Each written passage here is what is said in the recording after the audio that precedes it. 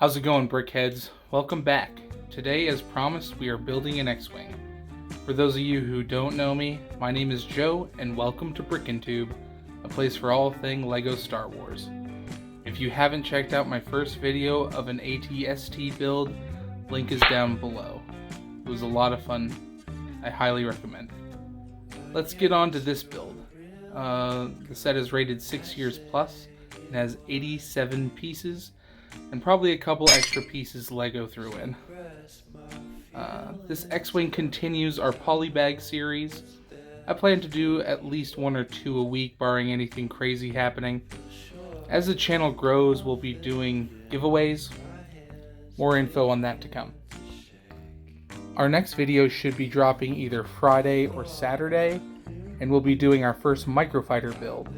I'll let you know which one at the end. For now, let's enjoy this build and learn some fun facts about the X-Wing.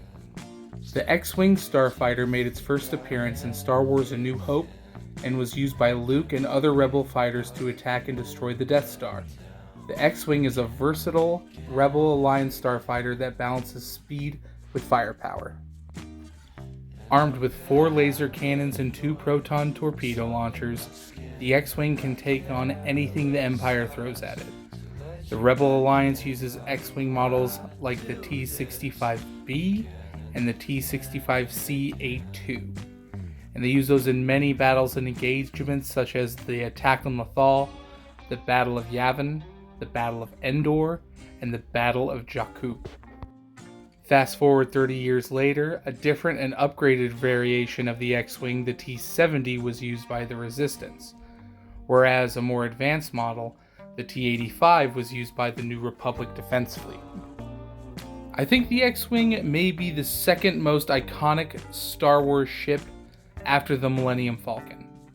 It's instantly recognizable and really such a cool design. I really think it separates them from their Empire counterpart, the TIE Fighter, especially in those big movie scenes, you know. Anyways, what ship do you guys think is the most iconic, besides, of course, the Millennium Falcon? Leave your answers in the comments below. I gotta say, the most difficult part of this build was probably putting together these wings here. When you first start putting them together, the pieces kind of slip and slide around, and I think I accidentally put them together the same way a couple of times, and I had to redo it.